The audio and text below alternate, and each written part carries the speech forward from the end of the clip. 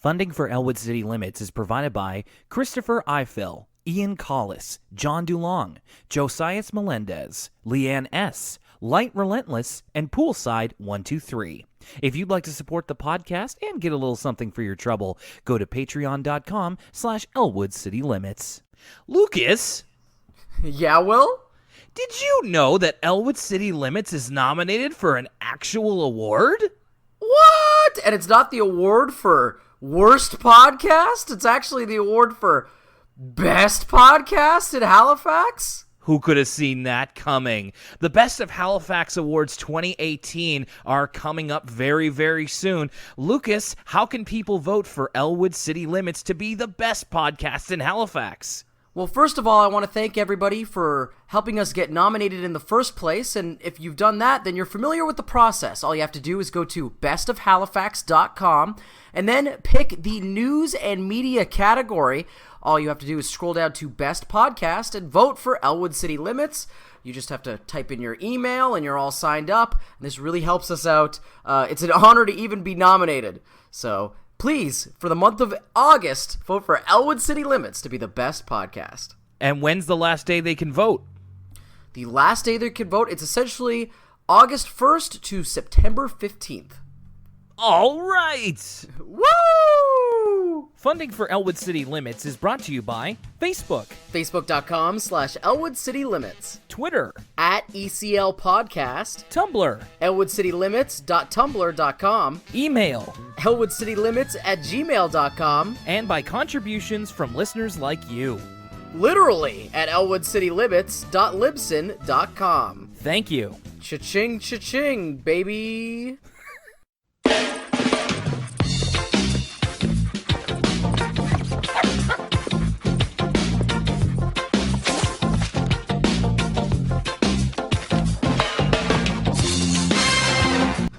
Woof, woof, Will, it's the dog days of summer. Well, you're right about that, but I will say it's actually been quite more bearable in terms of, as dog days go, because the humidity is finally easing down a little bit. Yeah, everybody on my social media was all like, I finally get to wear pants again. I mean, that's not really something to celebrate. I'm hanging on to my short stays because for the next 9 months, I'm going to have to wear pants. I know. People always say it about people who live here, but we're so fickle. It's snowy, essentially 6 months to 8 months out of the year, where it's almost too cold to go outside because your face hurts so much. And then it's really hot for maybe a month and a half, and people are like, oh, it's so hot. And I'm a gentleman of thick thighs, which I'm told save lives, but also make wearing pants a little bit constrictive at times. I like the freedom that comes with a short pant. So that's a big attraction of summer for me. But yes, trust me, I'm the same way. I'm going to be absolutely complaining when it's cold, and we've probably done that on the podcast before too. Oh yeah, you don't talk into microphones around here and not mention the weather at some point. That's true. Welcome, everybody, to Elwood City Limits. Now, this, I want to make absolutely clear, because I've been, wondering, I'm just like, is this the last episode? Is this the last episode? No, this is the last episode. Today is the last episode of Season 4. Yeah, a little birdie told me that we're getting close to the end of Season 4. Yes, and this is the last episode of Season 4 before we head off into Season 5, which is going to have quite a few changes. But before we get there, my name's Will Young, and with me is my co-host, Lucas Mancini. Hello, hello. Want to say hello as well to a special hello to a couple of new patrons that have upped this week. It's been quite the big week that we've been having before. I mean, I guess this is coming out on a Friday, so I'm talking like on a Tuesday. So like the week before, we had JV on the show. We had the official release of our ECL commentary. There's been quite a few things going on. It's been an active year, and now, as I remember it, Lucas, this is 2 years of Elwood City Limits. This is our 2-year episode. Oh my goodness, look at that. I didn't even realize. I didn't get you anything. I'm so embarrassed. But 2 years really fly by. Wow. you're here, which is the best gift of them all. 2 years of doing a regular podcast, I couldn't ask for more than for the two of us to be able to do this on a regular basis without wanting to kill each other. Exactly. Yeah, exactly. And I'm happy to be back. It was nice to have a little break. I really enjoyed the episode with JV and got to live out my fantasies of being a listener of the podcast instead of just being on the podcast. But duty calls, and we're back in the saddle. In many ways, JV was a nice replacement for you because although he was quite different in terms of the energy, some of the things he talked about reminded me quite a bit of you. So we're very hopeful to get him back, the three of us, for an episode at some point. And well, in terms of getting back to it, this is it. We've got a full episode for you today, one that I'm really excited to talk about. Before we get into that, let's roll it over to the Elwood City Limits mailbag. ElwoodCityLimits@gmail.com. We actually just have one email this week, but it's a substantial one. It's from former guest on the show, Anna Monsager. Anna, sorry, I've already forgotten how to pronounce your last name, so I apologize. But her email is dads. That's the name of the email. The reason I'm emailing, Anna says, are twofold. One, to maybe help you clarify something from, this would be 2 episodes ago. In my opinion, the title of the episode, To Beat or Not To Beat, is a play on words from Hamlet's To Be or Not To Be, because Francine didn't know if she should just sing or just play the drums. So should she beat, just play the drums, or not beat, just sing? I hope that makes sense. I think that pretty much clears things up, I'd say. Yeah, I mean, it makes sense, but it's still a little bit of a stretch. Like, yeah. Maybe if the episode was a little bit more Hamlet-y. Like yeah, a little. There was a Lady Macbeth stand-in being like, "No, Francine, you have to play the drums." Lucas, you know that Lady Macbeth is from Macbeth, right? You know what, Will? We're recording this episode in the morning. Again, I took a week off. And then Francine dresses up as a guy, and she lives on an island. And her and her boyfriend poison themselves. Okay. The other Did I mention King Henry VIII there, too? I'm trying to play off, dude. The other reason I wanted to email was because I was a kid who grew up without a dad. And although my parents are not divorced, just simply not together in the first place, I went through a lot of the same things Buster went through in the episode 1001 Dads, and I've always loved that episode for showing that. I did wonder why he wouldn't just bring his mom to the picnic. I often brought my mom to Father's Day things, and nobody really cared since they knew she was a single mom. Also, there's quite a few cartoons that show parents being divorced and actually say the word divorced, or at least say that they left. So in Rugrats, Kimmy's parents are divorced, so her mom can marry Chucky's dad, and she does mention that her dad is still in Japan. Pepper Ann and As Told by Ginger also feature divorced parents. So I didn't know that. That's some A+ Saturday morning cartoon knowledge there, Anna. Really appreciate that. I forgot about the Rugrats one. That's really interesting. Well, yeah, Kimmy is kind of past the, I guess, the cultural peak of the Rugrats. That's when we were getting into the second Rugrats movie. I wonder how much they reference it in All Grown Up. Well, Kimmy is a regular character, so in All Grown Up, I'm pretty sure. So there's at least a chance. I did notice, though, that when the parents are divorced, the kids usually live with the mom. I guess this is generally more common, but I would like to see a show sometime where the parents are divorced, but the dad is the main caregiver. It would just be interesting. That's all. Hope you guys are doing well. Best, Anna. Thank you for that, Anna. And, I mean, we also mentioned sticking around as a possible divorced parents thing, although I'm still not 100% convinced. But that's a situation where it's like Stacy kind of lives between both of her parents, but her dad is kind of shown to be less competent as a parent. So that's right. He tries to mow his lawn even though it's green gravel. So that's right. Before we get into the episode at large, Lucas, I had a question I wanted to carry over from last week. That one that JV brought up. So we talked about which Arthur title card you would be. Being me and him, but I wanted to ask you, which Arthur title card do you think you would be? Well, it's funny because as I was listening and you got asked the same question, we're definitely on the same wavelength because I would also pick the one where Buster's face gets all big and he looks into the thing and his face gets huge and he opens his mouth. That's the one I would go with as well. Sorry, I was eating a peach. That's a good one. All right, so let's do it. Last episode of season 4, and it starts with My Music Rules. I didn't get your reaction to the titles of the episodes last week. When you saw the episode title before you watched it, did it spark any memories in you of either one?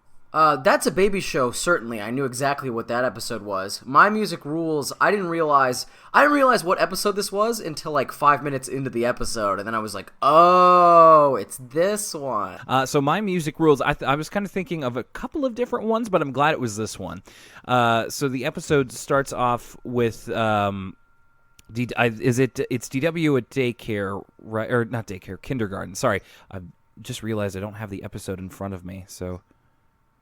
I'm watching it right now. Yeah, this is pulling back the curtain a little bit, but I usually have the episode on in the background so I can at least have a visual reference so that I'm not talking out of my butt as to what's going on in front of me. Right, so it's DW in preschool, and I believe it's the library, because the library is looking for a musical guest for like a kid-centric what have you.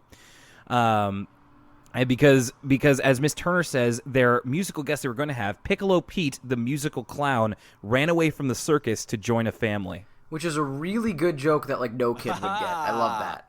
Yeah, no, that was... She says it so quickly. Like I had to go back because I was like, that was delivered like it was a joke. Let me like rewind real quick and see what she said again. And I'm like, that's very clever. That's funny.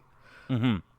The dialogue in the first half of this episode is really snappy. Like, we get a couple sequences in a row. It's like only the first few minutes of this episode where it's like a PG-rated Judd Apatow movie or something. Like, people are just going like back and forth, back and forth, back and forth.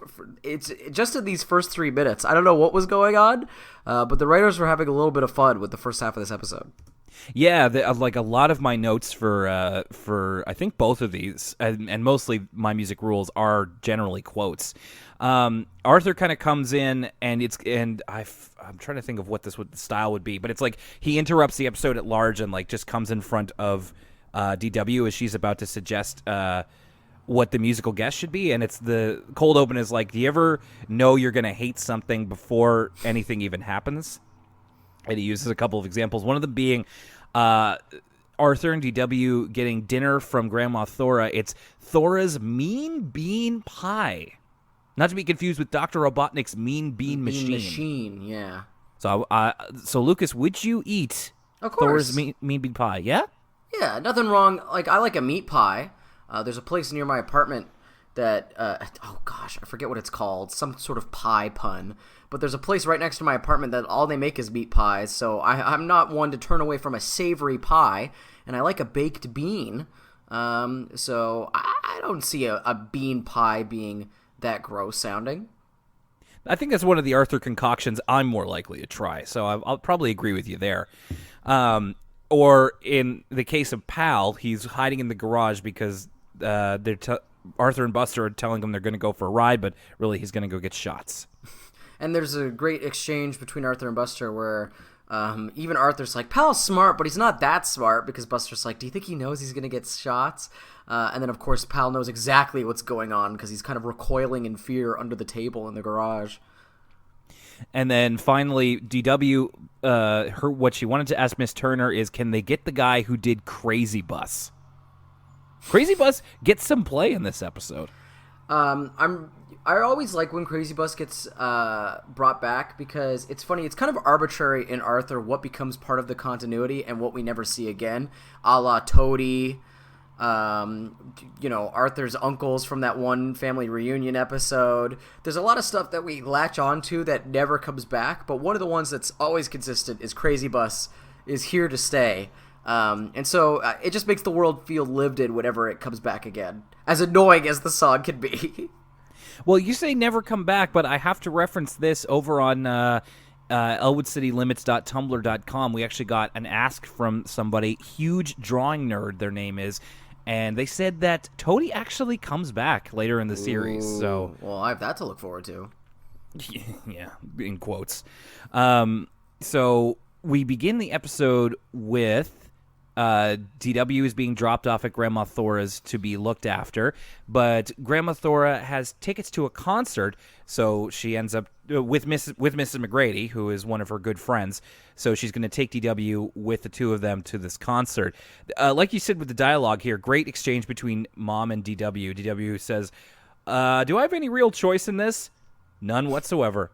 "Oh boy, a concert." Yeah, DW's delivery of like, "Oh boy, a concert," really hits it home. It's funny. We also have another story going on here where Arthur and his friends are trying to figure out what musician they can bring in for the library's guest spot for whatever this would be. And they're over at Francine's house, Arthur and Francine, and Oliver Frensky, bless him, comes in and says, "I have an idea." And Francine immediately says, "Dad, they don't want someone to play their nose." And even later, Arthur's like, "You play your nose?" But no, Oliver's suggestion is to get Francine's, is it her uncle Josh, right? Her Uncle Josh, well, he assumes, at first he just calls him Uncle Josh. Later on, there's a bit of exposition where it's like, he's like an uncle twice removed. It's like a sister's brother's cousin's uncle twice removed who showed up at the family reunion. And I didn't realize this watching this episode as a kid, nor did I realize this watching this episode new until much later in the episode where they start using his full name. I was like, why does this guy have a last name? Because usually Arthur characters, unless they're like a Reed, you don't usually hear their full name. Muffy Crosswire maybe, but like they were like Joshua Redmond, and I'm like, is Francine's last name Redmond? It wasn't until like late in the episode I was like, oh, this guy's also a real guy. It's not just Yo-Yo Ma. Ever since I was a kid, when I watched this episode, I knew that Yo-Yo Ma was a real person. I'm pretty sure this episode is what taught me Yo-Yo Ma existed, but I did not realize until today that Joshua Redmond was a real jazz musician. Yeah, it's absolutely true. Both the guests in this episode, Yo-Yo Ma and Josh Redmond, have their own Wikipedia page. So they are both definitely real people, but Josh Redmond is in Arthur canon distantly related to Francine. And yeah, that's where DW and Thora and Mrs. McGrady are going. It's to a Yo-Yo Ma concert, which, I mean, as a kid, you hear the name Yo-Yo Ma, you're never going to forget it. It's true. It was really ingrained in my brain. Like, I was like, oh yeah, Yo-Yo Ma, he's Asian American, and he plays the cello. And I knew that since I was like 5. And I don't think, like, until watching this episode again, I don't think I heard a Yo-Yo Ma song or, like, watched a YouTube video of him, but I have an image of him ingrained in my brain, and it's purely from this Arthur episode. As a kindly rabbit who plays the cello. DW is thinking that she's going to hate this because it's, you know, she knows it's classical music. Like, she even has a line as Thora takes her in, is just like, it's like, you ever, what was, oh, man, I'm going to screw this up, but it's like, how is it that you know exactly when you're going to hear the worst thing you've ever heard in your entire life? And also, as they're walking up, DW is asking Thora, like, what's it going to be like? Is he going to, like, jump around on stage and break his instruments? DW has a couple of suggestions, and her vision of music is very punk, I thought. Yeah, she's expecting something a little bit closer to, like, Gigi Allen than Yo-Yo Ma. Yes, which is funny to picture. Like if Yo-Yo Ma just like went ballistic and start like smashing his cello. Yeah, like if you had Yo-Yo Ma at the beginning of the Eric Andre show or something. See, that's a funny image. That's good. But of course it's Yo-Yo Ma playing a concert, and he's of course playing beautifully, and DW loves it. In fact, she kind of breaks the kind of politeness rules. She, like, before the thing is over, she's like hooting and hollering and just like, give it up, people, this is awesome. Yeah, she's like yelling to the people in the back around her. She's like, come on, people, give it up. She's sort of confused why people aren't going nuts for Yo-Yo Ma's performance, and then I think it's Thora who's like, it's not over yet. So yes, Yo-Yo Ma, in case you don't know, is a cellist, and he has recorded over 90 albums and has won 18 Grammys. So he is quite the celebrated musician. He's definitely in the PBS sort of crowd. That's right. I was just looking at pictures of him on Google Images, and I forgot that he was on an episode of Sesame Street as well. Oh yeah, that makes total sense. Meanwhile, over at Francine's, Oliver has found a picture of Josh Redmond and let them know that he is like a jazz musician. He's in fact a jazz saxophonist and a composer. And Arthur, before even meeting him, thinks the world of him. In fact, he pictures him like sort of playing. I just watched Mary Poppins over the weekend again, and so it's like the Dick Van Dyke thing where he's got like 5 instruments in one. He's got the bass drum on his back and like the controls the cymbals with his feet, that kind of thing. Well, yeah, and Oliver explains it as he's a jazz musician, which means he can basically play anything. And Arthur takes this to mean that he's the MacGyver of musicians, and it doesn't matter what object you give him, he can turn it into a musical instrument. Because even, like, as someone starts vacuuming near him in Arthur's imagination, he takes the vacuum and finds, like, 2 different ways to play it. And I'm like, okay, that's cool, but better not to play a vacuum before you clean it. You know what I mean? It's like he's in Fat Albert's band. And then after the Yo-Yo Ma's concert, DW goes to his dressing room and asks him to come to the library. Yo-Yo Ma's voice is so pleasant to listen to. I loved every time that he spoke. He and Josh Redmond both have very, very calm and kind of quiet and gentle voices. I love it. I know, and I was wondering if that was... I bet a part of it is everybody else on the show is a professional voice actor, right? So I'm sure there's just an element of performativeness in their vocal delivery. That's just a part of voice acting. And Yo-Yo Ma and Joshua Redmond are just kind of playing themselves, so I'm sure they're just kind of using their regular speaking voice. And he sounds they both sound almost exactly how you'd expect of, like, Yo-Yo Ma's like, oh, hello, Arthur. Like, it gave me flashbacks to another celebrity guest appearance when Mr. Rogers was on Arthur. It's a kind of a similar delivery. Yeah, no, that's a great point, and it's actually very refreshing because, you know, sometimes in other cartoons or animated scenarios you have like a guest voice, and I also thought that, like, because their voices were so nice to listen to, there's a little bit of maybe a different type of performance that goes into that, because, like, I'm thinking of all the times you've had guests on The Simpsons who, like, flatly will go like, hi, I'm Arnold Palmer, and all this kind of stuff, like just very flat. That's fun in its own way, though. But I see what you're saying. But they didn't come across as flat. Like, they were reading their lines very well, but also made it sound natural, which isn't easy. So maybe props earnest. to them. Maybe earnest is the right word. Like, there's an earnestness to them. Their performance that it's much appreciated. Yeah, no, that's a great point. So both Arthur and DW have their ideas for who they want to ask the library to bring in as musicians. We get this. Oh, this scene was so cool. So it kind of cuts back between DW and Grandma Thora and Arthur and Francine, and they're both getting to the library at about the same time and wanting to ask Miss Turner the same question. And every time it goes to DW, there's like a kind of a lively cello tune being played. When it goes to Arthur and Francine, there's a saxophone tune being played. And then as they kind of meet each other in the library and see what the other is trying to do, they, like, end up getting into a fight. But then we get this, like, saxophone cello fusion music, and it's almost like the two music tracks are, like, trying, like, fighting with each other, but doing so in a way that makes this really cool music. And I was like, this is awesome. Well, it works on multiple levels because there's no dialogue in the whole scene, right? It's essentially, it reminds me of, like, Disney's Fantasia or something, where it's sort of a musical piece and they've added an animation to it or a story to it. So, like, the piece and the story kind of mirror each other. So as the action in the scene rises, so does the music. So there's, like, literally no sound effects except for this musical composition, but it's great because they chose a moment where, like, Arthur and DW are getting into an argument, and this is a scene we've seen so many times in these 4 seasons of Arthur that, like, they could have just had them, like, yell at each other like they literally do almost every single episode. And so I really appreciated it. Okay, this is a new way to convey this information.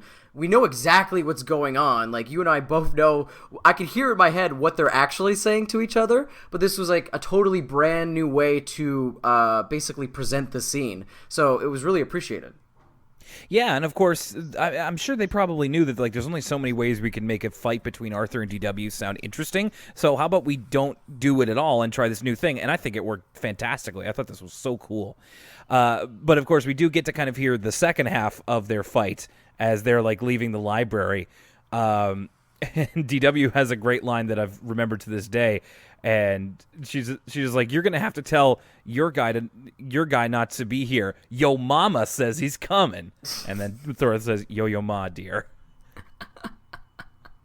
Just great. You never thought that Arthur would have a yo mama joke, but that's probably as close as they ever got.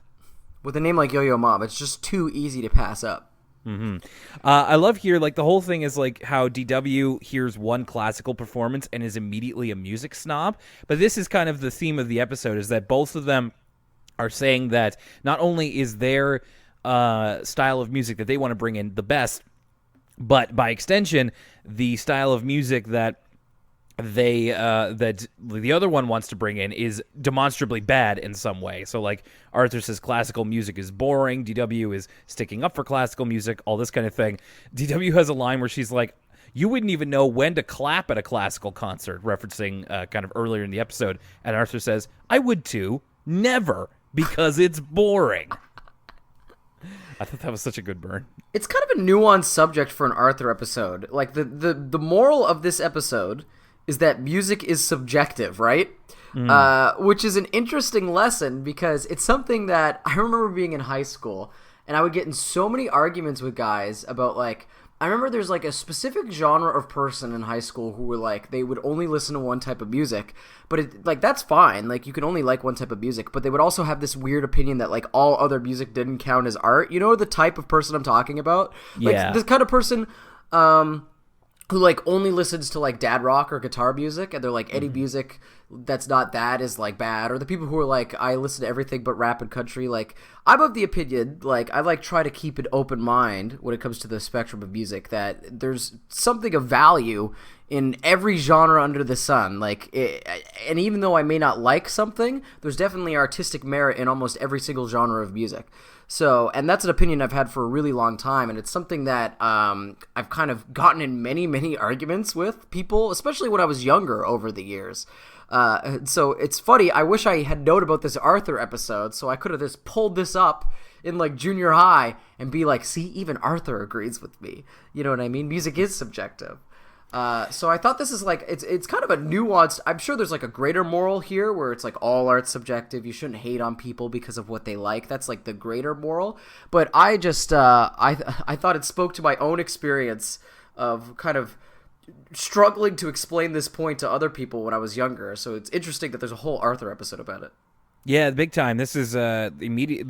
Like, you get halfway through this episode and you're like, "Wow, this is incredibly applicable to adult life." I mean, you get all kinds of people, and it's a hard lesson to learn. And some people, I guess, never really learn it. Is that, you know, something like music and art in general is so subjective, and, you know, a lot of the arguments that we kind of have around it are so, I don't know, just kind of fill space. Because really, I'll go a little bit further with something that you said. I think that there is absolutely types of music that I love. There's types of music I don't like, but I'd say that there's artistic merit is in the music I don't like as much as there is in the ones that I do like. So, and I'm sure that that's what you meant as well. Yeah, no, this is something that does come up quite a bit, and watching it helped me to reinforce. I'm trying to be of the mind that when it comes to music, or just when it comes to stuff that people like I'm really trying to be less judgmental as I get older about what people like and, you know, what makes them happy. Because, you know, I would also not want people to be judgmental of mine. And this is a great kind of way to put this home, this children's cartoon. I also like the two genres they picked to kind of showcase in this episode. It's classical cello and improvisational saxophone jazz. Again, two, like you said earlier, two very PBS canon genres of music. Like, people who watch a lot of PBS are probably used to those two genres. But it's also one that kids might not be exposed to otherwise. There's not a lot of situations, unless you're kind of seeking those two genres out, that it kind of falls on your lap, which I think is also good, because it could, like, show a kid might fall in love with Yo-Yo Ma after watching this episode. It reminded me of when I I'd never really gotten into Latin American music before, and I watched Coco this year. And then I was like looking up albums, and I was listening to playlists on Spotify. Like I got way into it and kind of fell in love with that whole genre of music, and I would never have had I not seen Coco. What a great way to discover it. What a good movie that is. We kind of cut to Arthur and his friends in the band room the next day, and Arthur's really fired up about classical music and how boring it is. But it occurs to me as I read my notes that it's like he probably would have a bit of an inside track because he's probably had to practice it so many times. I didn't even consider that. That's a great point. Yeah. So his friends are kind of going back and forth about like music opinions. And the funny thing here is that like every time somebody makes a point, Buster immediately backs him up. He like Flavor Flavs them. He's just like, Sue Ellen's right. Da-da-da. Binky's right. Da-da-da. And like his opinion flips every time. So like Binky says something like, if you really like music, one kind would be your favorite and you would hate to hear any other kind, which Buster immediately agrees with. And then Arthur calls him out like, Buster, not everybody can't be right. And Buster says, I'm good at having opinions. I'm just not good at keeping them. I love this scene. Like the comedic timing in it, the way that Buster like immediately agrees with everybody, it's perfectly timed, and I thought it was very funny. And it's not that hard to imagine that Buster it has a little bit of a sycophantic streak. So as they leave the school, like Binky's like really excited for the both of them to be there. Which is kind of the conclusion they came to in the earlier scene, is that like both of them can be the musical guests, because Binky thinks they're going to get into the biggest fight you've ever seen. Like for some reason they're going to be in the same room and then they're just going to throw down, and this leads to an extended fantasy which I completely forgotten about. But man, I'm glad that we have an Arthur podcast between you and me for this. All right, it's time to get into this. This is. There had to have been at least one person. I know that like wrestling was very much like a cultural touchstone in the late 90s. Like it was at its height of mainstream popularity. But I have to believe that there was at least one like just straight up wrestling fan on the writers team with how many times it's come up. Like there's that time remember when Binky was talking about the New Year's baby getting in the wrestling match? And then the time that Hulk Hogan, or Hulk Hogan with quotation marks around his name, showed up in an Arthur episode. So the amount of time there's been direct references to wrestling and how accurate they've been thus far, there has to be at least one fan in the writers' room. And this did not disappoint. This was amazing. So Arthur imagines like a professional wrestling match between Yo-Yo Ma and Joshua Redmond, who are both like. I'm looking at it right now. My God, this is some fuel for somebody's imagination in their own private time, because Josh Redmond and Yo-Yo Ma are like they're like hulked out dudes in these like really tight fitting singlets and like, oh mama. So they're having this wrestling match, but they don't actually physically fight. They fight with their music styles. So that's right. Yo-Yo Ma uses the most illegal move in wrestling. I thought it was is his name Osiris doing that dance to hypnotize all the other wrestlers? Yeah, the Osirian portal. I thought the Osirian portal was the most illegal move in wrestling, but it turns out Yo-Yo Ma has one-upped him by essentially boring Joshua Redmond to death with his cello playing in the ring. Yeah, at first, I thought he was going to pull like a Jeff Jarrett and hit him with the cello. That's what I was thinking. Doesn't Braun Strowman hit someone with a cello at some point? It was a double bass because he's so big. But it's even better than that. It's he bore, and like even the announcer, the sort of like he's the same guy they use for like all the newscasting and sportcasting on Arthur. I don't know if that character's got a name, but the announcer's like, oh, he's boring him to death, and this is all wonderful. It's apparently called the Dosauer move, which I'm sure is I implore our kids out there to email us and tell me what the Dosauer reference is to. I'm sure it's a classical thing that I don't understand. But yeah, so Joshua Redmond like faints and like almost loses the match, but steals the referee's whistle, which referees don't usually have a whistle in wrestling unless they're Bill Alfonso. Steals his whistle to like temporarily deafen Yo-Yo Ma, And then somebody throws a bicycle pump into the ring, which I guess it's a fans bring the instruments match. And I was just going to say, this has to be some sort of Extreme Rules match because there's too many foreign objects, brother. And then he bites holes. Joshua Redmond bites holes into the tube and then starts playing jazz with it like a saxophone, and that causes Yo-Yo Ma to like stagger backwards. And he takes a flat back bump onto his cello. It does, and then he just the imagination ends with him holding his broken cello, and the absolute dream to be the voice director to instruct Yo-Yo Ma to cry like a baby. Because he like literally breaks down in like baby tears.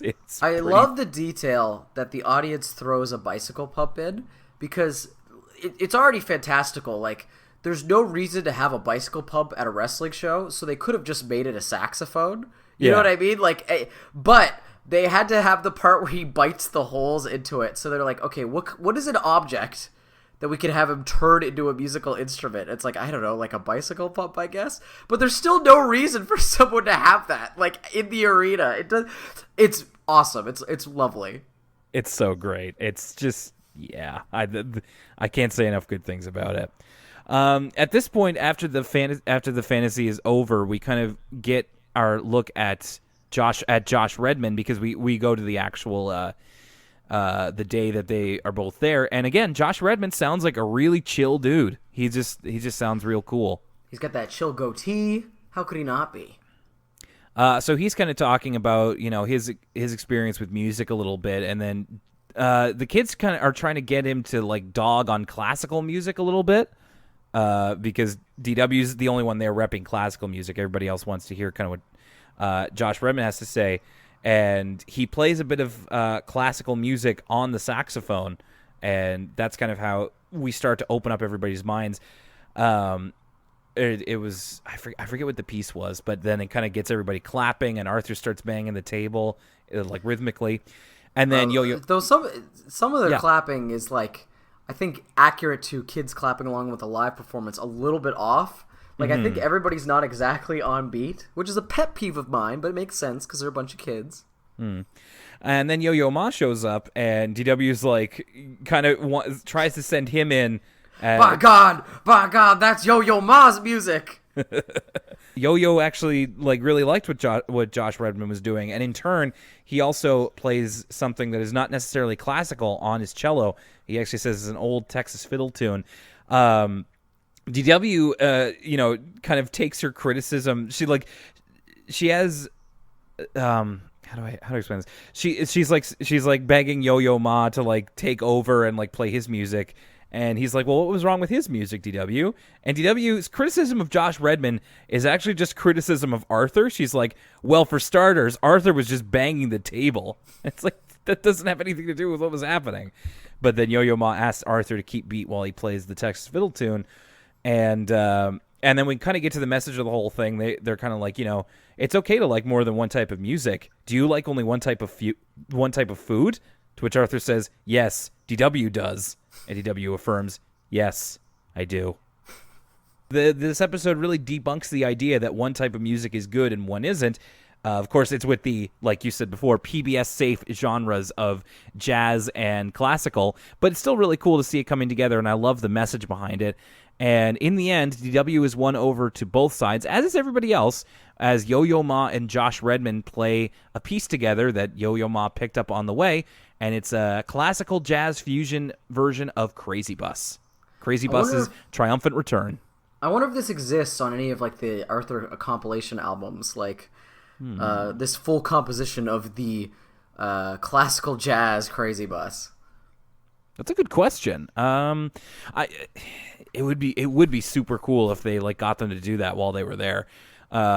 I mean, it's super cool that like it's something that you wouldn't appreciate as a kid, but then like 20 years later, you'd be like, "I ever tell you about the time that Josh Redmond and Yo-Yo Ma played like a special concert for me and my friends?" An interesting detail: right after the episode ends, we get the quick like title cards of like Yo-Yo Ma as himself, and like you said earlier, in the Arthur canon, technically Joshua Redmond is related to Francine because Yo-Yo Ma's title card simply says Yo-Yo Ma as himself, but Joshua Redmond says Mr. Redmond played by Joshua Redmond, so it's technically a different character. Just a weird little detail that they included. Yeah, that's a good point. And now from this one to That's a Baby Show, which the cold open. Let me ask you, Lucas, is this the most prolonged exposure we've had to Mary Moo Cow as a character? I don't know. That's a really good question. I do know that like this cold open is the first time I've ever really realized how much Mary Moo Cow is drawn to look like a costume and not like an anthropomorphic animal. Like, it's very obvious that her head is just kind of sitting on the body and is not attached. Yeah, that's a good point. And that was the cats are all puppets. Like, everything is animated in a style where it's all kind of fake looking, and I appreciated that.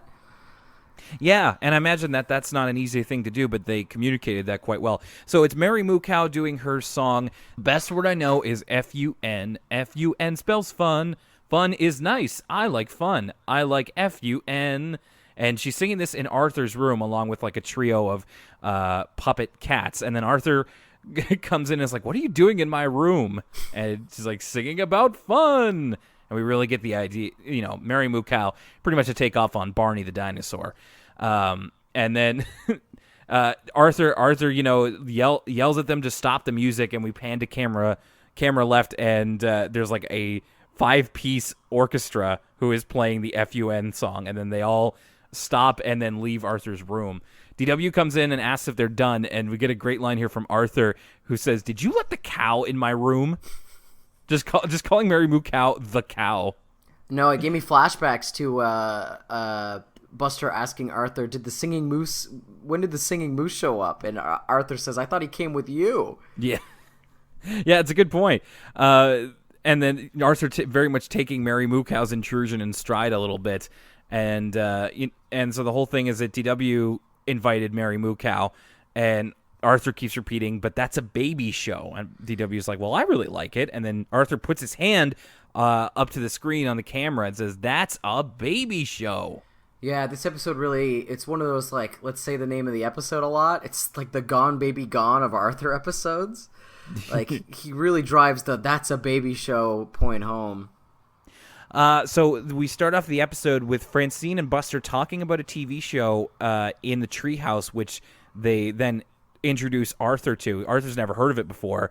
And this is the premiere of Dark Bunny, which I was not aware of. I really thought Dark Bunny was a thing before this episode. But so no, they've referenced it before.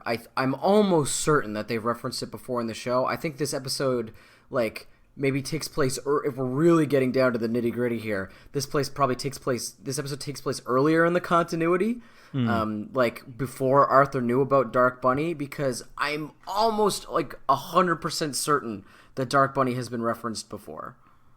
I remember it was playing on the TV in the previous episode that JV and I were talking about, where it's like Arthur turned into Grandma Thora.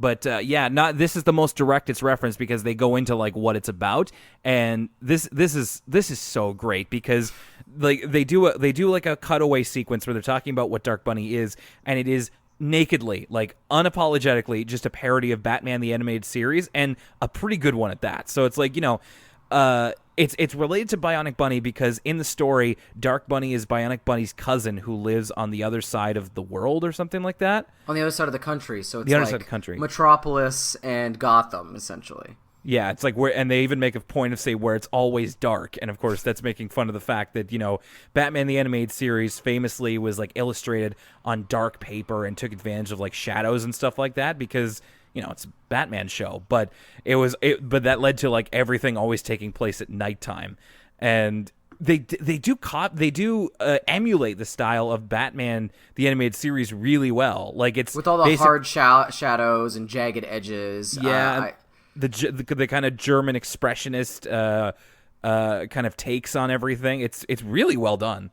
It's another one of those cases, like we said with the wrestling, where it's such a good parody that you almost have to think that someone on the team was a fan. Like, and it makes sense. Like, the timeline lines up. Like, I've yet to meet someone who, I'm not even a big comic book guy, and like I know that Batman the Animated Series is a achievement in like animation. So it's hard for me to imagine people working on a children's cartoon and not being kind of into Batman the animated series at this time in the late 90s, early 2000s. Oh, Batman the Animated Series, I mean, all-time great show. It's so good. It's still good. So I can't imagine that anybody listening to this hasn't seen it before, but if you somehow haven't, you got to fix that right away. What's the movie called? Mask of Phantasm? Mask of the Phantasm, yeah. Low key, here's a hot take for you. Mask of the Phantasm might be the best Batman movie ever made. Yeah, it's basically just the animated series, but given like a bigger budget, and it really allowed to shine. It's so good. It's so good. It's all good. The only thing here is that, so like, we see, Dark Bunny kind of suiting up. He goes through his chair, a la Batman. He has his own vehicle, like the Batmobile, and he has a really long cape too. But then, as Dark Bunny is driving away, he starts playing Flight of the Bumblebee on a trumpet. And I was I wasn't sure what that was making reference to. Like, he's just playing this classical music on a trumpet. I'm just like, I don't remember. It's obviously not referencing something in Batman, but I'm just wondering if it's maybe a reference to something else. Like the Green Hornet or something? Oh, maybe. Anyway, that's one of his calling cards. So Arthur, after hearing about this, is committed to watching Dark Bunny after school that day. However, DW is watching Mary Moo Cow at the same time, and she really doesn't want to give up her spot on the TV. In fact, she even says, I saw Dark Bunny yesterday and it scared me, so you're not allowed to watch it. And I love how DW saw Dark Bunny before Arthur. It's funny though, because like, it's so interesting what will scare you when you're a little kid, even though something like Dark Bunny isn't necessarily inherently scary. I still have vivid memories of when I was a little kid watching the Spider-Man animated series, and it was like the arc where it was the whole like symbiote arc, and it's when he was like turning into Venom, and that scared me so much as a child. Like, I had to like run out of the room, and I was like, can someone go back in there and change the channel, because I don't even want to look at this. It's so scary. No, that is pretty scary. Even as an adult, there's like elements to it that are like uncomfortable. So it's one of my big neuroses. I always tell people, like, when I was a little kid, the thing that scared me the most was people turning into evil things. So like, there's that part from the Spider-Man animated series, another superhero reference. There's that part in Superman 3 where that lady turns into a robot. If you go back and watch it now, it looks terrible, but at the time, that was like the scariest thing I've ever seen in my life.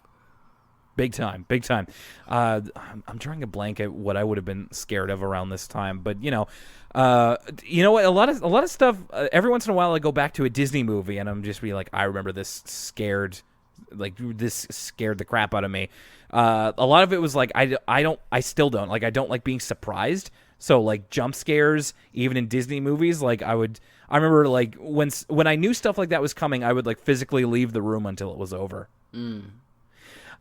So you gotta feel for Mom Reed here, because she gets both of her kids yelling at her about this whole situation as they're kind of running from the TV room to the kitchen where Mom is feeding Kate, and Arthur kind of comes. He's just like, Mom, like just momming in the way only Arthur can, and he sort of like word vomits, like he's not using any periods, and he just kind of like he repeats himself, and he's like, DW says I can't watch Dark Bunny because she's scared of it, blah, blah, blah, blah, blah, blah, and then she did this, but I have to watch Dark Bunny. And then there's an amazing pregnant pause where Arthur's mom just kind of looks at him with the spoon. She's like feeding Kate, and the spoon's in midair. She's just like holding it, and she looks at him. Pregnant pause, smash cut to Arthur being like, Mom says you have to let me watch this.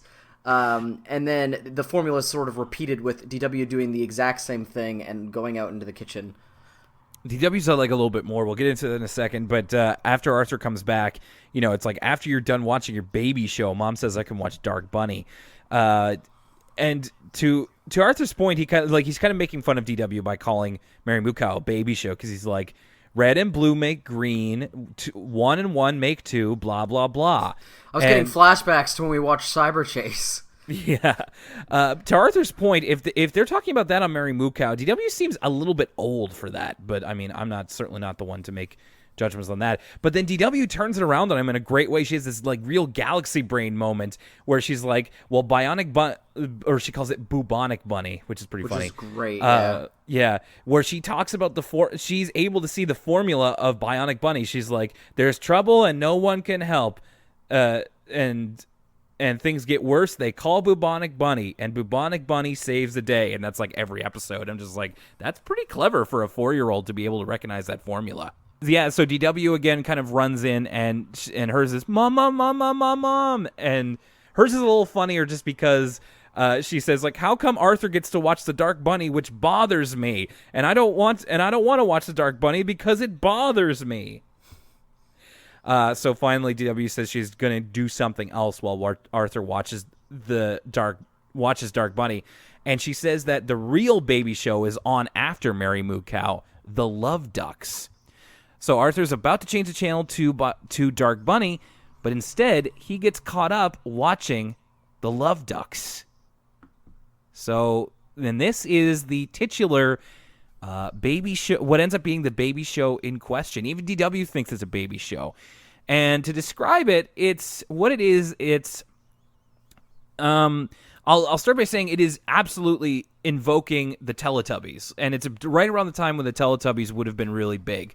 And I feel like this whole episode is kind of a response to the Teletubbies in a sense, because what the Love Ducks is, it's like multicolored ducks, and they kind of fly around the screen, and they kind of make up all of these like visualizers for them. It's like really surreal visuals as they all quack classical music. A lot of like British children's television that's like meant for little kids. It's not just the Teletubbies. There's like a whole genre of like British children's television that kind of follows this like surrealist formula. Like there's like the Boobas, and to a lesser extent, because it's a little bit it's got a little bit more you can sink your teeth into, but like a Yo Gabba Gabba or something like that, where it's very much like, okay, so this is for a really little kid, so it's gonna be like a feast in terms of visuals. There's gonna be all this imagery of like the ducks floating down from the sky, but the really direct like Teletubbies parody is the narration and the way the guy's like, "Hello, love ducks. Goodbye, love ducks. It's a fine day." yeah, that's like very much the "Hello, Teletubbies," or the when the phones would grow out of the ground and kind of instruct the Teletubbies on what to do, and the Teletubbies would leave at the end of the episode, very similar to how the Love Ducks were. And I think the colors also match up too. Now looking at them, there's a red Love Duck, a purple Love Duck, a yellow Love Duck, and a green Love Duck, which is also matches the Teletubbies. And Arthur becomes enraptured by this show, and I feel like this is like his little brain growing 2 sizes because he's able to appreciate it in a way like he doesn't know why he likes it, but he's just like, this is so weird. I like it. And then after DW comes in, he changes the channel, and she's like, how was it? And he's just like, it was cool.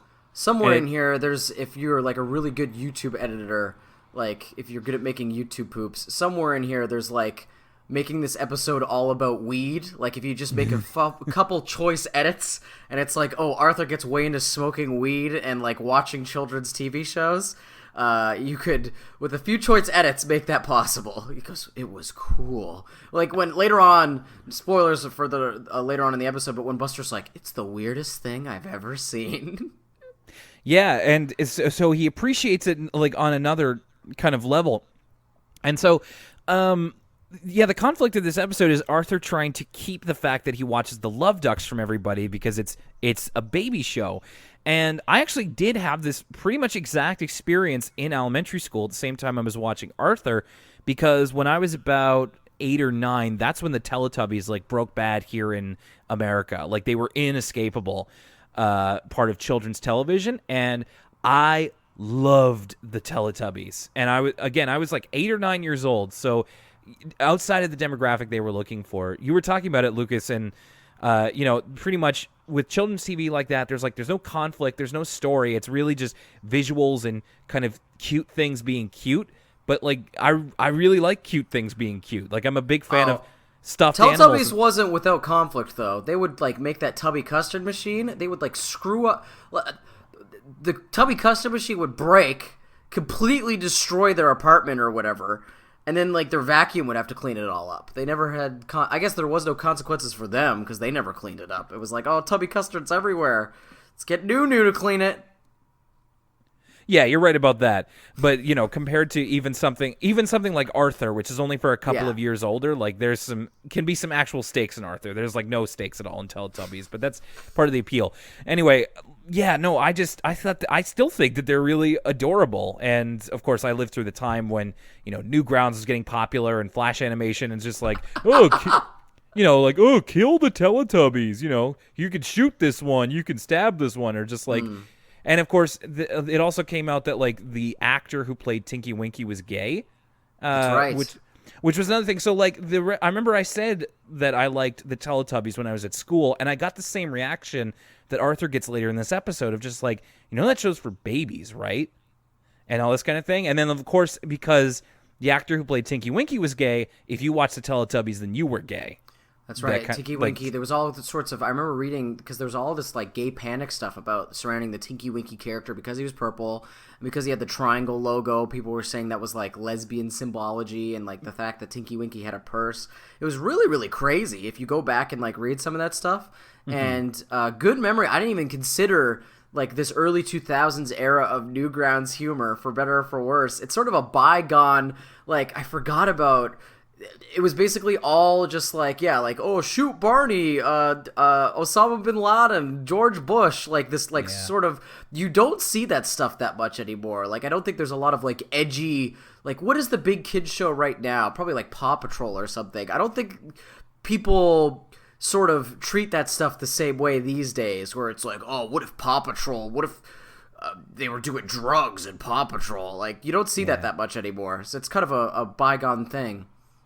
I should clarify. I'm not 100% certain if the actor who played Tinky Winky was gay, but there was you're right, Lucas. The conversation was about whether that character was gay. It was like a very much like a schoolyard rumor or something. The kid who would say his uncle works at Nintendo would start talking about. Totally. But so this episode, when it came out, and like still, it's something I related to a lot, and of course. Funny that it was Arthur in that position because, as if you've been listening to the series, I relate to Arthur a lot on several different levels. So it was funny that he was going through the same thing that I was. But it's, I still kept watching Teletubbies. Like, I remember I had all of the talking Teletubbies dolls. I had a Teletubbies video. I had a Teletubbies magazine. Like, I was all about them. And all I can say is I thought they were cute, and I like cute things. So... I'm a big stuffed animals fan, all this kind of stuff. So it really kind of spoke to that. So in that sense, like, I think Arthur has a love for surrealism that is being nurtured by this Love Ducks show. And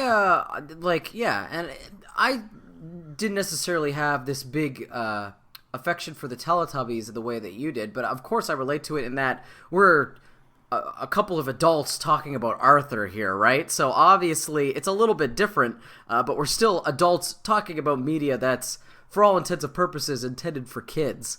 So I definitely relate to it on that level. And there's plenty of shows that are meant for people who are a lot younger than me that I still watch to this day. I've been getting way into The Amazing World of Gumball, which is a show that I don't even have nostalgia for because it wasn't around when I was a kid. It's really a show that basically was created after I had completely stopped watching children's television, so I'm coming to it as an adult, and I really enjoy that show. I really enjoy Teen Titans Go, which is actually animated in our city, but it's something that I think I grew to accept, is that it's okay to, like, there's no shame in liking something that's meant for people much younger than you. Much like we like Arthur. I think that's a huge point, is that some people would be like, these guys have an Arthur podcast and they're adults, but there's nothing wrong with that. No, certainly not. And as we've done the deep dive into it, there's even things that like still can nurture us as adults. So, don't be quick to judge people, and that's why like these two episodes together are such a good pair. Anyway, to get back to the meat of the thing, we have this bumper to go between scenes as like kind of the transition, and it's one of the Love Ducks kind of quacking. I found it rather abrupt because the quack sound effect that they use is very harsh. Just it's just like every time it happened, I was like, okay. So Arthur keeps kind of meaning to watch the Dark Bunny because all his friends are talking about it, but he just can't tear himself away from the Love Ducks, and he watches it every day. I also had a note here. I bet you that the Love Ducks is going to age wonderfully. Like, you know, we like to talk about when the characters go to university and are older and all this kind of stuff. Like, I bet the Love Ducks is going to be so great to go back and watch later, and you know, with a little something. I'm sure Buster's gonna his love for the Love Ducks is only gonna grow as time goes on. Bro, put on the Love Ducks, man. It's wild. So, but Arthur's kind of close to getting exposed of not having watched Dark Bunny because it's like his friends are talking about it, and they're just like, "Which part of Dark Bunny was better, Arthur?" And he's like, "Oh, they're both really good." Here's something that I was curious about is so the kids are kind of having this conversation about like, oh, did you watch Dark Bunny last night? I was wondering, do kids still do that? I feel like in 2018, kids aren't like on the playground talking about what they saw on TV the night before. Like, they might be talking about Stranger Things or something, but that's on demand, right? So they don't necessarily be like, oh, did you watch that show that was on 4:30 p.m. last night? I think that's something that's gone away. Yeah, I do wonder because that was a big socializing thing when we were kids. Was well for me and my friends, it's like, hey, did you watch Dragon Ball Z at 9:00 last night? Did you like? Oh man, Goku went Super Saiyan. I mean, this might be a little bit depressing, Will, but you know what they probably do is like, oh, did you see that Logan Paul video that dropped last night? But well, I mean, I think it's probably, hey, did you watch this YouTube video? Yeah, Let's assume it's just YouTube generally, not what's his nuts. I did like this here. There's a point where Arthur almost gets caught watching the Love Ducks by DW. He quickly turns it over to the Dark Bunny, and then as the episode ends, the announcer says, "The Dark Bunny was brought to you by the Dark Bunny Toy Company." So it'd be funny because like the Batman toys were made by DC. I forget who the toy retailer was, but it's like if there was a Batman toy company. Oh, I see. I also like that moment because DW is like Arthur kind of recoils and he's like, "Ah!" And DW is like, "I don't know why you watch that scary stuff. It makes you so jumpy." Arthur, we cut forward. Arthur is in the treehouse with Brain and Buster, and they end up talking about Dark Bunny. Great line from the Brain where somehow the Love Ducks comes up and the Brain's like, "The Love Ducks makes Mary Mookhouse sound like a college professor." And then Arthur, in a very unguarded moment, like just kind of lets it slip without even thinking. And this is actually a great read. It's just like, no, they're kind of fun. The colors are really cool. The music is really weird, and it makes you feel happy. Like he just all of a sudden just vomits his feelings. Yeah, he's like looking down. He's like barely paying attention. And then he looks up, and their Brain and Buster are both horrified. Like, you watched the Love Ducks? And then Arthur has to cover and say, no, I just had it on because my baby sister watches it, because I have a baby sister. And that's his cover. And he even has this great laugh of just like, Buster's like, I thought you were saying you watched the Love Ducks. And Arthur's like, ha ha ha ha ha ha ha ha. Me? No, never. But so I do really like these kind of little cutaways of Arthur being this clandestine Love Ducks fan. He brings back the Bloodborne coat, going to a music store. Going to a music store. Side character in the Arthur canon. This was so exciting to me. My new favorite Arthur character is CD store employee. This guy, there's a guy who works at the CD store in the mall where we live at Sunrise Records, who this guy kind of looks a little chunky, the Arthur character. He's not like as overweight as this guy is, but he looks very similar, and it's like, this is great. What a lovely character this is. More great line delivery here for Arthur. He just kind of comes up to him with this high neck coat and is like just mumbling to the guys, just like, "Do you get the Love Duck CD?" And of course the guy can't hear. He's like, "Could you speak up?" And Arthur's like, "The Love Duck CD. You got it?" And I was wondering if any store has ever done this in any regard. Like the CD store employee speaks into a microphone over the PA system and like asks, "Do we have any copies of the Love Duck CD for this boy?" And everybody turns to look at him. Arthur just goes, "I have a baby sister." But like, is that how they used to figure out what they had in stock? They still do that at like Walmart or something. At like a big box store where there's a lot of ground to cover, they'll page people. Yeah, it just seemed like a really small store to have to do that, but I guess... Yeah, he can't just look it up in the system. Like, he just wanted to embarrass poor Arthur. Despite all him trying to hide it, Arthur gets found out that he watches the Love Ducks because he has the window open while he's watching it, and Buster and Francine mosey up to the window because Buster needs to return a math book to Arthur, and then they see him watching the Love Ducks, and they make fun of him as they walk away. And Arthur tries to cover his tracks by stealing Kate and saying he was watching it with Kate, but Arthur's mom blows up his whole story, his whole alibi, because she's like, I was about to change her. And then there's this little moment where Buster and Francine kind of look at each other disgusted at the idea of changing a baby. So the next day at school, Arthur, goes over to Buster and Francine, is just like, hey guys, could you please just keep it quiet, like, about what you saw yesterday? And speaking of blowing up spots, Francine pulls a real dick move here. She's like, oh yeah, don't worry, Arthur. I won't tell anybody you watched the Love Ducks. And then everybody looks at Arthur, and then, of course, this makes him the butt of everybody's jokes. Yeah, this is some old school season 1 Arthur bullying. Like, yeah, the putting the duck on his locker door, like, all this stuff gets kind of really mean-spirited. Francine even brought props. She brings out a rubber duck and just goes, quack, quack. And then everybody's kind of harassing Arthur with all this, like, people quack at him, and they, like, actively laugh at him. And so Arthur's feeling down in the dumps. But as he's with Buster offers to treat him to a double chocolate shake or 2 to help him feel better. They walk by a TV store which is playing the Love Ducks, and Buster kind of looks at the trippy visuals and he's like, what is that? That looks so cool. And then they walk into the TV store so Buster can hear it, and he immediately becomes enamored with it. In fact, to the point where, like, we have a quick little montage where, like, Buster goes to the CD store and he asks for the Love Duck CD, and we get the same gag of, like, the guy going over the microphone and just like, do we have any copies of the Love Duck CD? But Buster has no shame. He just goes, I like it. And yeah, Buster's, like, turn of, like, it's funny, the dynamic of, like, Arthur's so anxiety-ridden and so, like, worried about how other people will perceive him and being perceived as a baby. But once Buster decides that he likes the Love Ducks, he, like, doesn't care at all. He just shamelessly is like, I love the Love Ducks. It's great. Yeah, in fact, the next day at school, like, Francine comes up to him, is about to make fun of Arthur, and Buster's like, Francine, it's a cool show. And as you said, he says, it's the single weirdest show I ever saw, and he brings up his sweater to reveal that he has a Love Ducks shirt on underneath. Which is kind of a cool shirt. It's like an Andy Warhol parody, but with all the different Love Ducks. Yeah, it is cool. So this gives them the opportunity, Buster and Arthur, to, like, introduce everybody to, like, they play a boombox with the Love Duck CD as everybody sits in a circle on the soccer field, and everybody's kind of like, this is really weird, but I like it.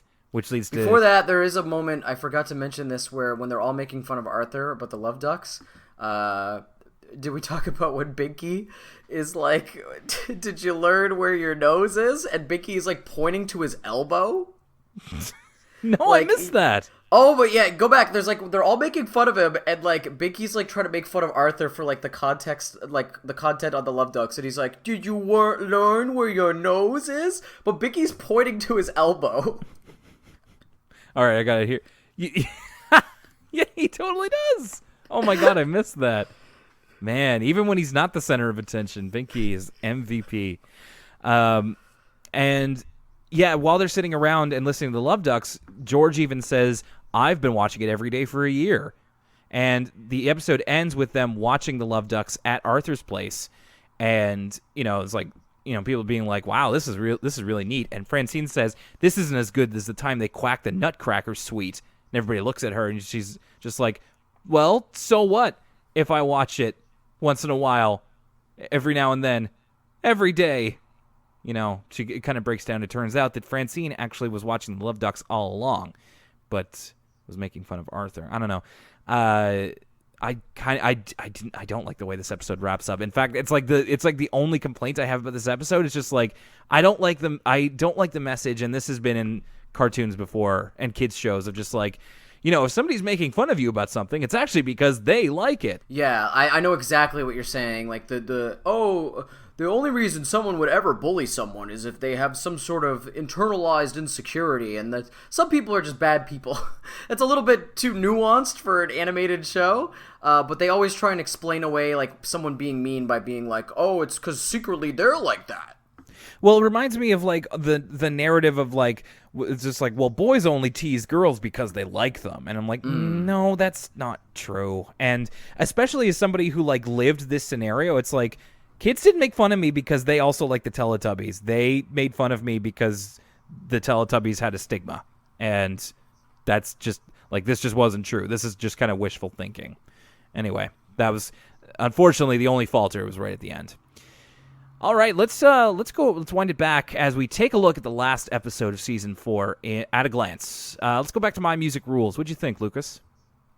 My Music Rules is interesting. I don't think either of these episodes are like super standout. Like, I'm not sure if either of them will make my best 5 episodes of the year list. That is, best 5 episodes of the season list. That's to be seen. But I will say that this episode has a lot of really, really fun moments between the wrestling, DW going to the concert. There's that awesome moment where there's no dialogue and it's just the music playing as DW and Arthur getting to an argument. And as far as celebrity cameo episodes go, I think it falls pretty much in line with some of the better ones, like when DW meets fake Bill Clinton, or when, of course, Mr. Rogers coming to the neighborhood is the high standard, as well as Art Garfunkel's celebrity cameo. So I think this one does a really good job. Taught me what Yo-Yo Ma is, and it's pretty legendary for that as well. But besides that, it's pretty low-key. It's nothing about it's particularly stand out, but it definitely isn't boring. Has a really unique moral. Like I said earlier, it's something where I don't think I've seen this exact moral of, hey, music's subjective, art is subjective, like, don't hate on people if they like certain music. I haven't seen that in pretty much any other kids show, so I liked that aspect of it. But it's not necessarily an episode I'm going to be watching again anytime soon. Okay. I actually have to disagree with you, and I guess this is kind of a spoiler for next week's season 4 recap episode. I loved this episode. Like, I love everything about it.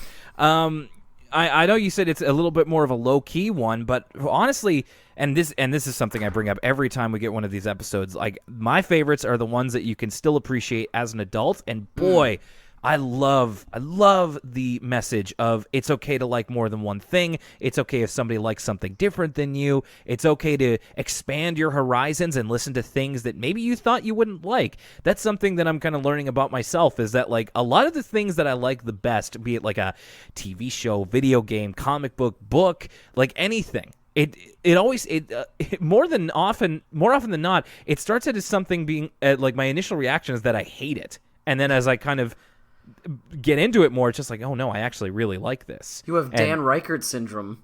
A little bit, yeah. Like, for example, I remember when it was on TV, I remember I refused to watch Community because I was like, well, that show just looks like, your stock standard NBC sitcom. I bet it's, or whatever. I bet it's not funny at all. And then I actually like watch clips from it. I'm like, oh, this is really good. And Community is now one of my favorite shows ever.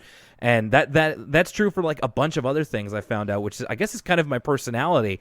But yeah, no, I thought that was a great message, and I thought that they got really interesting guests. Like, I mean, I'm sure kids, I say kids, but like people our age know who Yo-Yo Ma is from this episode, like we do.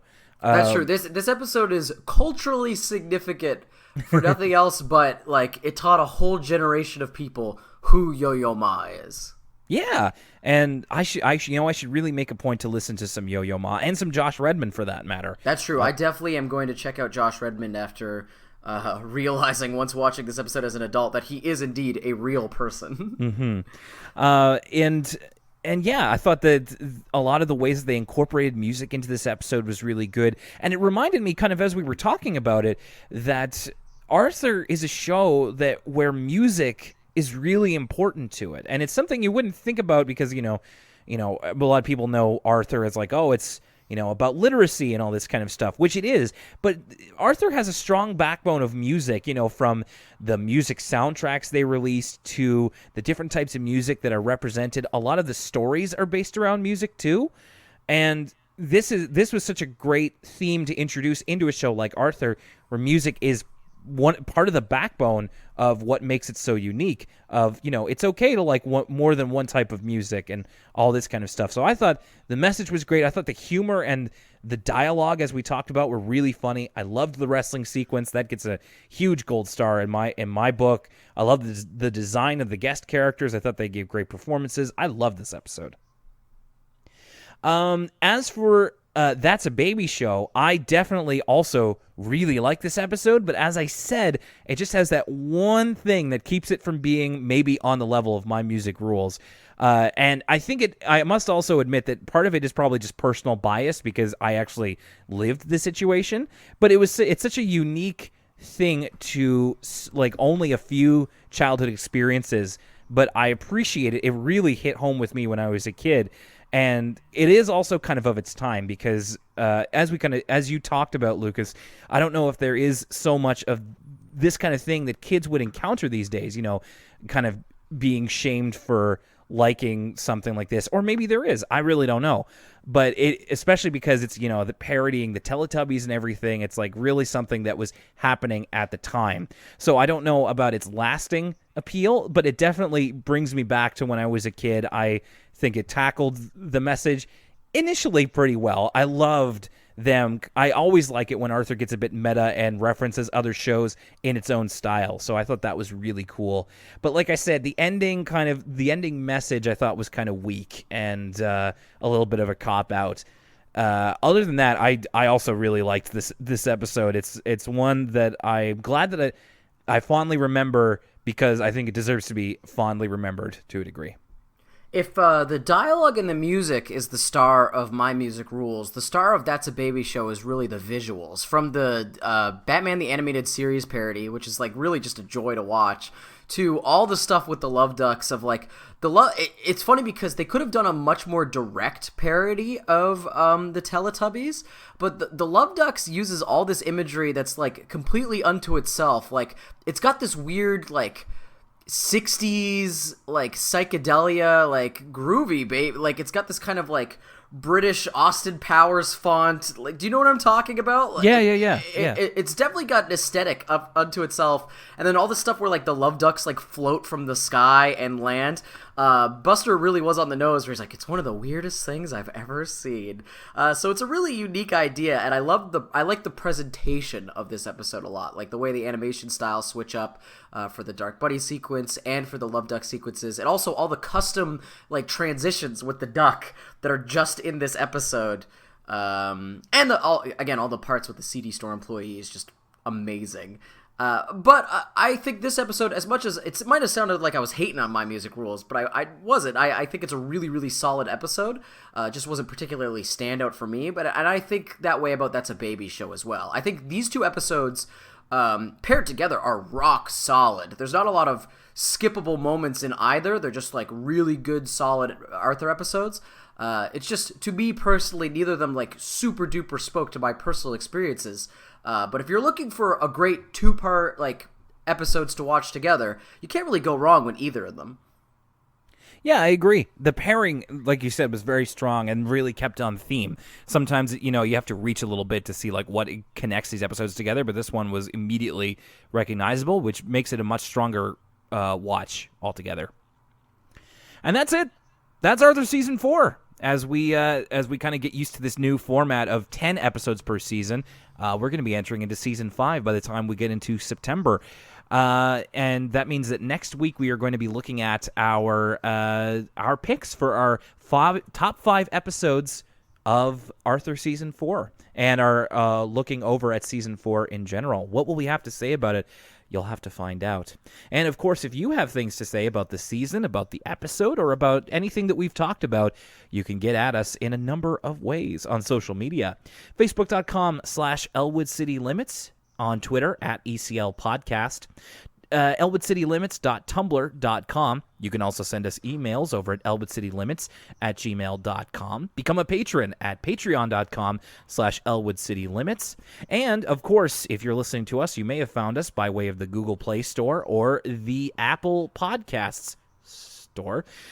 Or you may have gone to elwoodcitylimits.libsyn.com. And, of course, as we said at the top of the episode, we're still in the running for Best Podcast in Halifax. It's bestofhalifax.com, right?